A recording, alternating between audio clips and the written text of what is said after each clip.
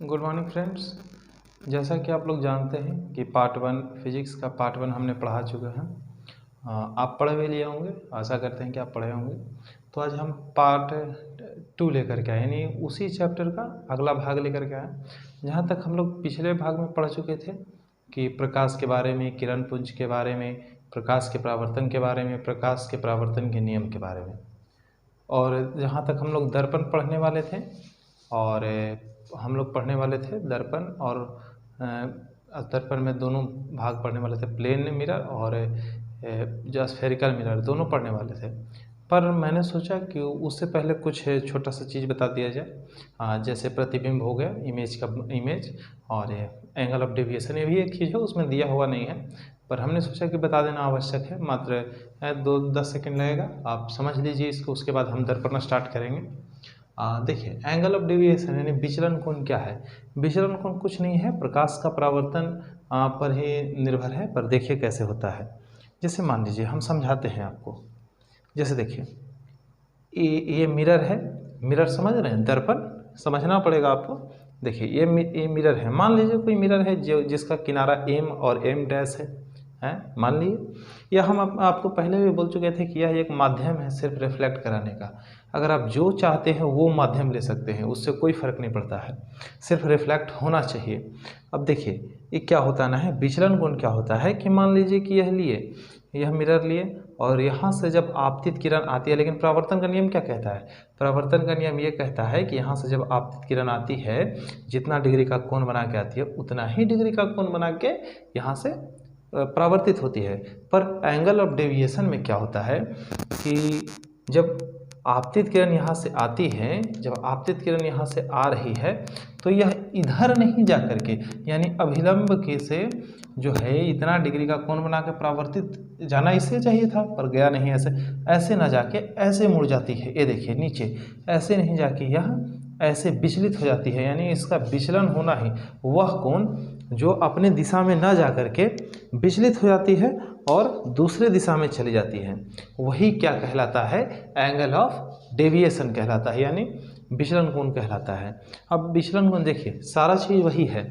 जैसे इसमें है कि कोण आई जो है, यानी एंगल ऑफ इंसिडेंस बताए थे, angle of incidence, angle of reflection, और ये डेल्टा, वही विचलन कोण है।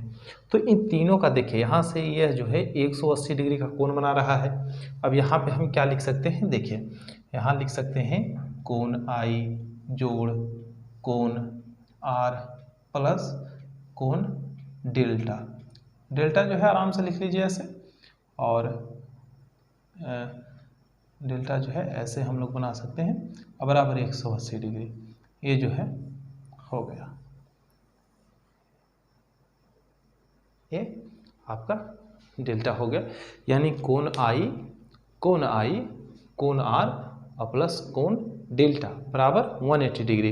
ये आप समझ गए होंगे, और इसमें ज़्यादा कुछ नहीं था। इसको आगे हम बताते हैं, आगे इमेज के बारे में पढ़ते हैं।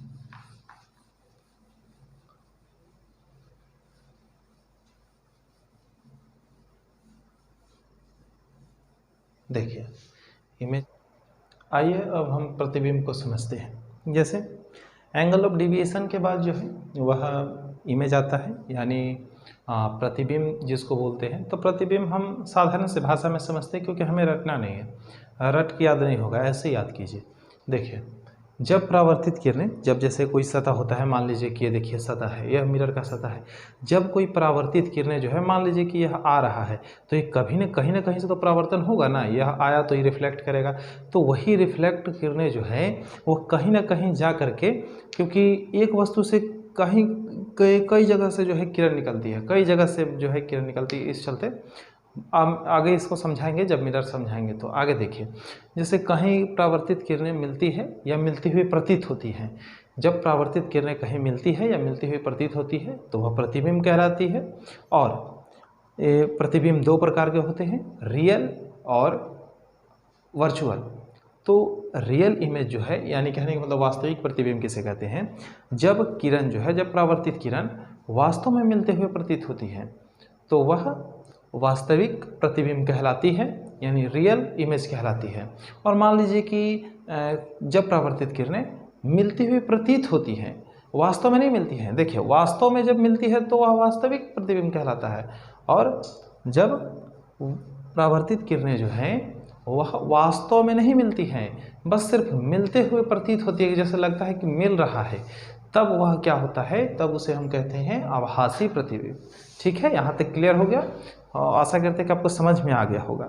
आगे हम मिरर जहाँ से हम ख़त्म किए थे वहाँ से हम स्टार्ट करते हैं दोबारा। आइए हम लोग देखते हैं प्लेन मिरर, यानी प्लेन मिरर के बारे में हम लोग समझते हैं कि इसमें इमेज फॉर्मेशन जो है वह कैसे होता है। आइए देखते हैं, समझते हैं बात को। आइए आपको समझाने का हम प्रयास करते हैं। जैसे ये रहा समतल दर्पण। समतल दर्पण क्या होता है कि वस्तु की एकदम सीधा प्रतिबिंब बनाएगा। जैसे ये देखिए, ये रहा आपका समतल दर्पण। मान लीजिए कोई समतल दर्पण है। यह क्या होता है कि अगर मान लीजिए कोई किरण, कोई आपतित किरण अगर आएगी ना इस पे, तो यह उसी दिशा में लौट जाती है, जिस दिशा से आती है उसी दिशा से यह लौट जाती है।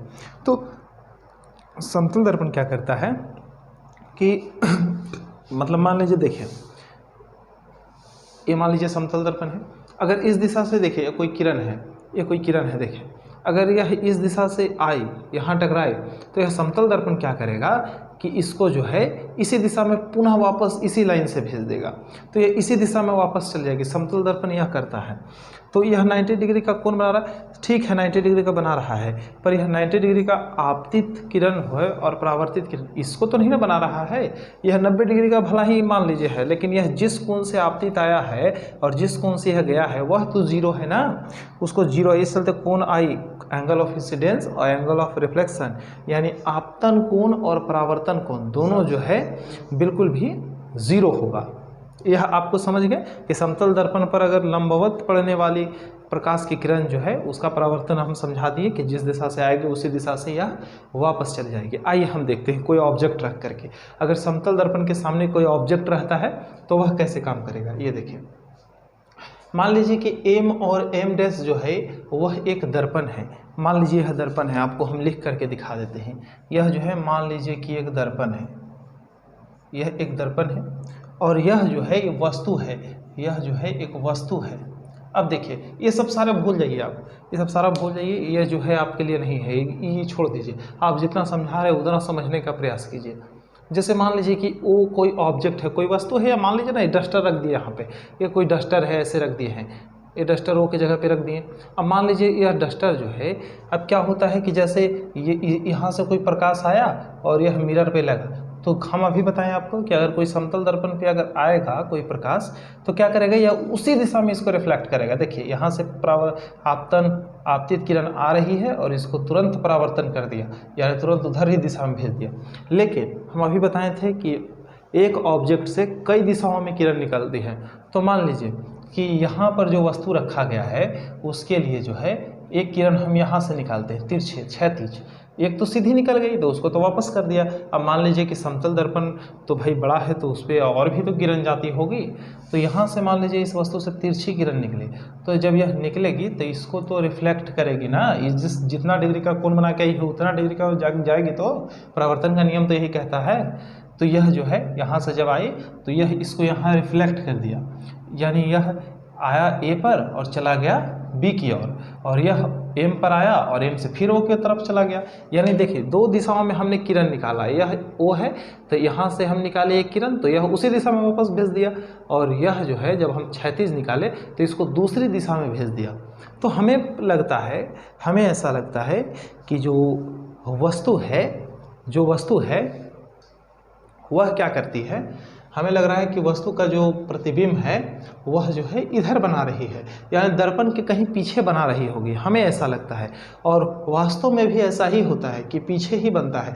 अब देखिए यह आगे तो कहीं नहीं बनेगा। अब मान लीजिए कि देखिए यह जो है यह बहुत ऊपर चला गया और ये भी इसको इधर बढ़ा देते हैं। अब ऐसे जा रहा है, समझ में आ रहा है, ऐसे जा रहा है, एक उधर जा रहा है एक इधर जा रहा है, तो ये कभी मिलेंगे ही नहीं, ये कभी मिलेंगे नहीं, तो कहाँ से प्रतिबिंब बनेगा, नहीं बनेगा। तो ऐसा हो रहा है कि हमने बताया था कि आभासी प्रतिबिंब क्या होता है, तो इन दोनों को हम कहीं दर्पण के पीछे मिलाने का प्रयास करते हैं। तो ये देखिए, ये जो आ करके पीछे मिल रहा है ना, और देखिए वस्तु के सेम साइज यहाँ पे जो है वह सेम साइज एकदम बनाएगा, जो भी यहाँ है ना पीछे आकर के सेम साइज आकर के बनाएगा प्रतिबिंब। तो यह आभासी प्रतिबिंब इसको बोलेंगे, यह आभासी प्रतिबिंब बन रहा है। यह जो दर्पण के पीछे बनता है उसे ये रखना छोड़ दीजिए कि आभासी यहाँ बनता है, समतल में आभासी बनता है और उत्तल में ये बनता है, वो बनता है, वो सारा छोड़ दीजिए। यहाँ समझ लीजिए, 1 मिनट में आप समझ लीजिएगा कैसे बनता है। ये वस्तु जो है वस्तु के एकदम बराबर बनेगा और यह आभासी प्रतिबिंब बनेगा। और यह जितनी दूरी पर, यह दर्पण है ना, तो दर्पण से मान लीजिए कि यह जो है 2 मीटर के दूरी पर अगर ये है तो इसका प्रतिबिंब भी नीचे जो है वह 2 मीटर की ही दूरी पर बनेगा, है ना। अब आपसे मान लीजिए कि पूछ लेता है कि यह समतल दर्पण है, ये रहा आपका समतल दर्पण। अब मान लीजिए समतल दर्पण है, इधर कोई ऑब्जेक्ट देखिए इतना बड़ा रख दिए, अब बोला इसका प्रतिबिंब, तो इसका प्रतिबिंब मान लीजिए पीछे बन गया यह, क्योंकि देखिए यह प्रतिबिंब बन गया। अब इससे पूछा आपको कि भाई इसका प्रतिबिंब बन गया है, तो ये मान लीजिए कि यह जो है दर्पण से 2 मीटर की दूरी पर है, तब बताइए कि यह तो दर्पण से 2 मीटर की दूरी पर है वास्तविक जो ऑब्जेक्ट रखा हुआ है, तो इसका प्रतिबिंब कितने मीटर दूरी पर बनेगा वस्तु से। तो वस्तु से मान लीजिए 2 मीटर यहाँ बना, तो यहाँ से तो 2 मीटर बनेगा, तो 2 कितना हो गया, 4 मीटर होगा। आ रहा है बात समझ में? और नहीं समझ में आ रहा तो हम एक और चित्र से आपके सामने बताने का प्रयास करते हैं। ये तो हम पहले से ही बना के रखे थे, अभी तुरंत हम बना के प्रयास करते हैं आपको बताने का। तो आइए आपको हम बताते हैं कैसे बनता है। जैसे देखिए, जैसे मान लीजिए कि समतल दर्पण में इमेज फॉर्मेशन, कैसे हम लोग इमेज फॉर्मेशन सीख रहे हैं। कैसे, देखिए रटना भूल जाइए आप लोग, देखिए ध्यान से। ये देखिए कोई दर्पण है, मान लीजिए कि ये दर्पण है,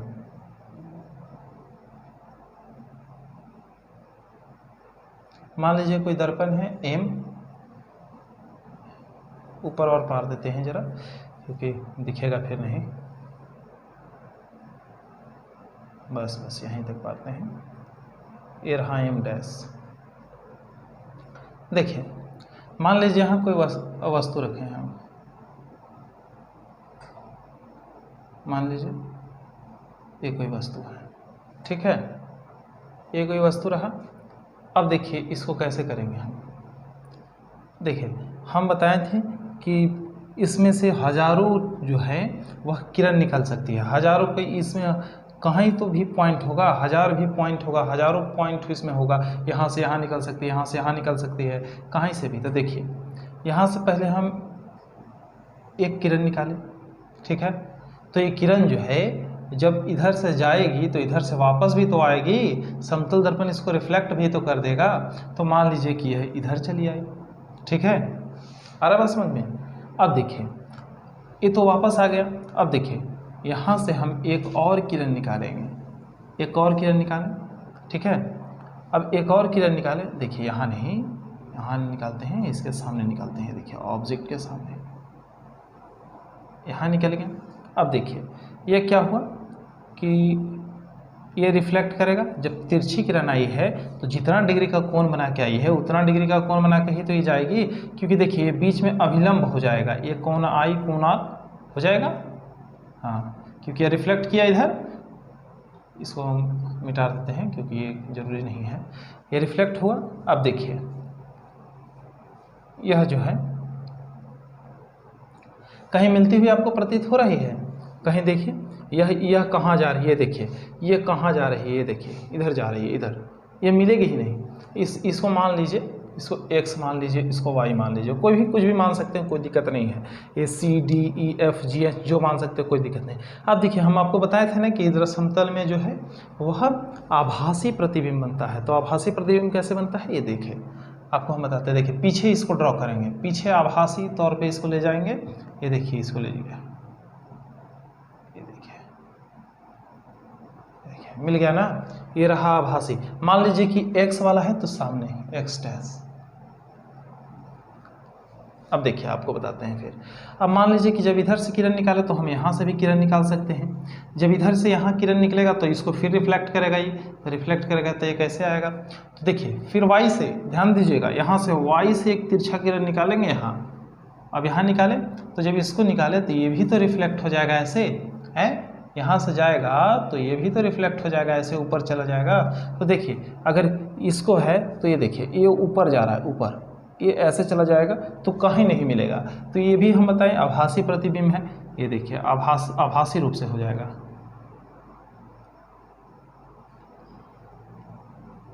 ये देखिए आ गया ना। और ये जो है वह थोड़ा इधर मिला के करते हैं, ताकि क्योंकि हाथ से बना रहे हैं थोड़ा मिला करके ही करना पड़ेगा। दर्पण से बनता तो बिल्कुल सही बनता है। ये देखिए एक्स डैश वाई डैश, देखिए इमेज इन्फॉर्मेशन कितना आसान है। ये देखिए ये तो एकदम आभासी बना है, इसका गुणधर्म ही है कि आभासी है। ये देख लीजिए, दर्पण के पीछे बना तो आभासी, दर्पण के आगे बना तो वास्तविक। निश्चित है ये आसानी से आप भाषा समझ गए होंगे। अब देखिए यह जो बना है इसका क्वालिटी क्या क्या होगी, थोड़ा ध्यान दीजिएगा।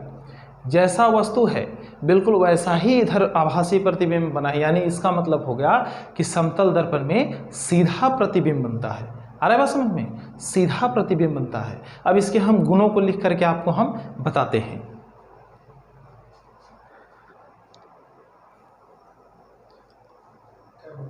तो आइए हम लोग देखते हैं समतल दर्पण द्वारा बने प्रतिबिंब की विशेषताएं क्या क्या होती हैं।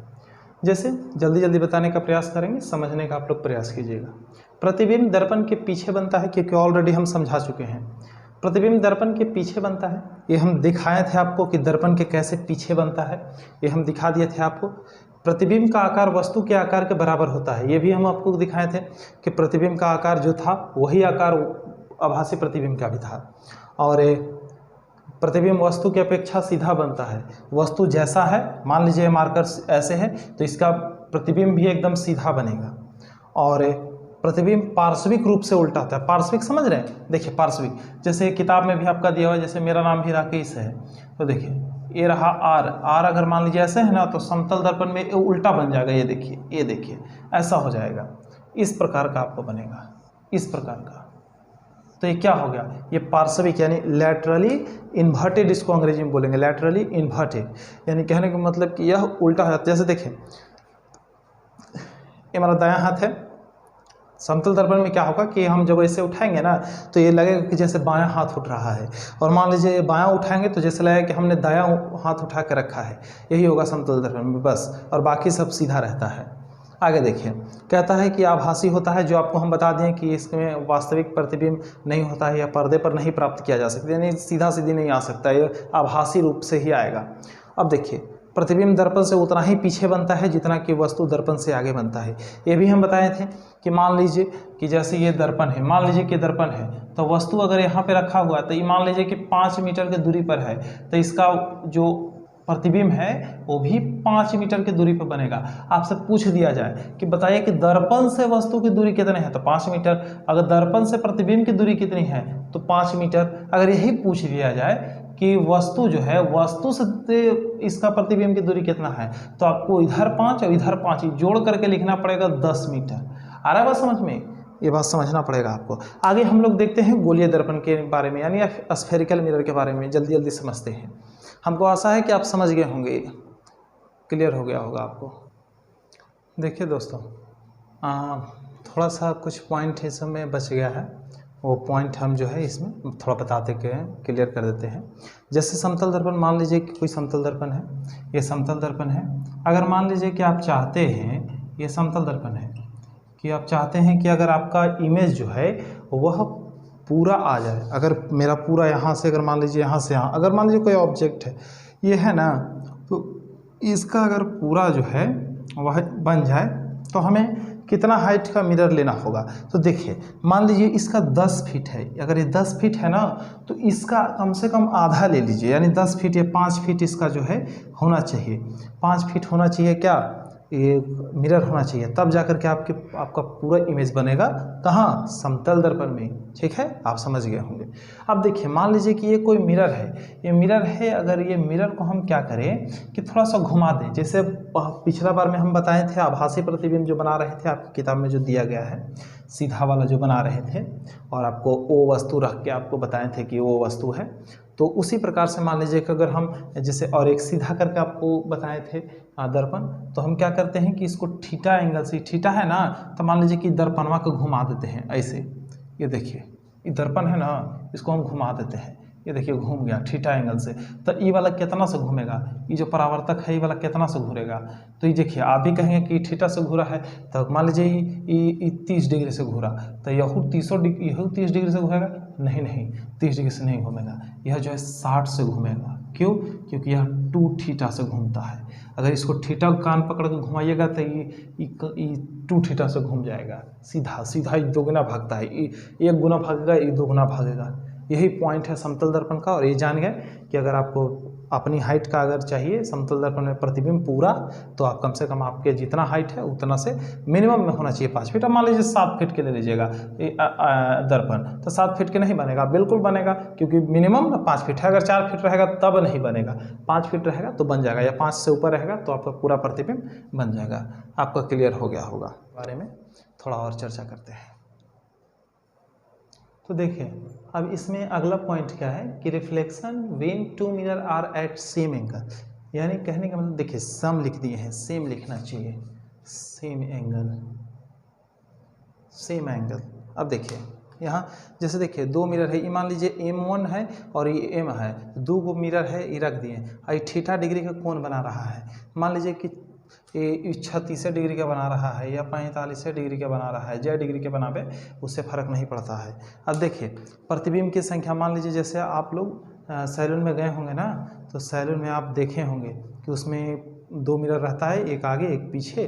तो या ब्यूटी पार्लर में आप लोग गई होंगी तो देखे होंगे कि पीछे जो है या आगे रखा हुआ रहता है, जो दर्पण रहता है रखते, और उसमें ऐसे हाथ हिलाइए बैठे रहिए तो कितने सारे प्रतिबिंब बन जाते हैं। तो आप निकाल सकते हैं अगर आपको पता हो कि कितने डिग्री का कोण बन रहा है। देखिए जैसे प्रतिबिंब की संख्या 360/थीटा होता है, तो मान लीजिए कि अगर 36 डिग्री है ना, तो 36 से अगर करेंगे तो मान लीजिए कि 360 और बटा थीटा का मान कितना है, 36 है, तो ये कितना हो जाएगा, नंबर ऑफ इमेज 10 को बन जाएगा। ठीक है, तो 10 को बन जाएगा, इसका मतलब है कि यह जो है वह विषम संख्या चाहिए, है ना। इसके लिए विषम संख्या ही आंसर होगा, सम संख्या कभी नहीं होगा। अगर सम संख्या आ जाता है तो 360/θ-1 ये वाला फार्मूला आप यूज कीजिए, यानी इसमें से 1 घटा दीजिए, 10 में से 1 घटा दीजिएगा तो आपका 9, यानी 9 गो इमेज उसमें बन जाएगा। और मान लीजिए कि ये विषम संख्या, यानी विषम संख्या कैसे आएगा, मान लीजिए कि विषम संख्या 72 डिग्री का कोण बना रहा है। मान लीजिए कि ऐसे कोई इमेज है, यहाँ पर 72 डिग्री का कोण बना, दो ठो मिरर है और 72 डिग्री का कोण बनाएगा, तो 72 से काट देंगे कितना बार में, 5 से कट जाएगा, 5 से कट जाएगा, ये 5 जो हो गया वह आपका इमेज 5 ठो इमेज बन जाएगा। यह विषम संख्या आ गया तो इसमें घटाने का जरूरी नहीं है, ये आपको निकालने का है। और ये देखिए सम संख्या का तो बता ही दिए। और ये देखिए मान लीजिए कि 2 पैरेलल अगर रहे और इसके बीच में कोई ऑब्जेक्ट रखा हो, जैसे देखिए पेंसिल रखा हुआ है, हम पेंसिल बना दिए हैं, तो ये 0 डिग्री का कोण बनाएगा, कितना का, 0 डिग्री का कोण। तो 0 डिग्री का कोण बनेगा ना तो अनंत बनेगा, 0 डिग्री का तो अनंत, इतना सारा बनेगा ना, कई ठो फिल्म में भी आप देखे होंगे। लेकिन देख लीजिए ऐसा है, और आप यहाँ भी देखे होंगे कि एक फिल्म था सलमान खान का, उसमें भी ऐसा रहता है कि भाई शीशा महल रहता है और उसमें बहुत फंस जाता है सलमान खान। उसी में है कि ऐसा पैरेलल ढेर सारा रखा हुआ, तो उसमें बहुत सारे इमेजेस बन जाते हैं। तो ऐसा बहुत सारा फिल्म है। और 0 डिग्री से आप 0 से कर दिए तो ये इन्फिनिटी हो गया।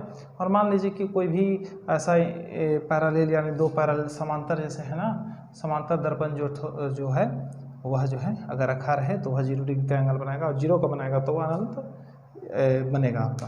तो हम आशा करते हैं कि आप समझ गए होंगे और आपको बोर्ड के एग्ज़ाम में बहुत इसमें हेल्प मिलेगी। और अगला क्लास जो है आप बोर ना लगे, इस चलते अगला क्लास जो है हम आगे हम लेकर के आएंगे, क्योंकि बहुत ज़्यादा वीडियो लंबा खींचा ना खींचा जाए, इसके लिए हम यहीं समाप्त करते हैं। और थैंक यू।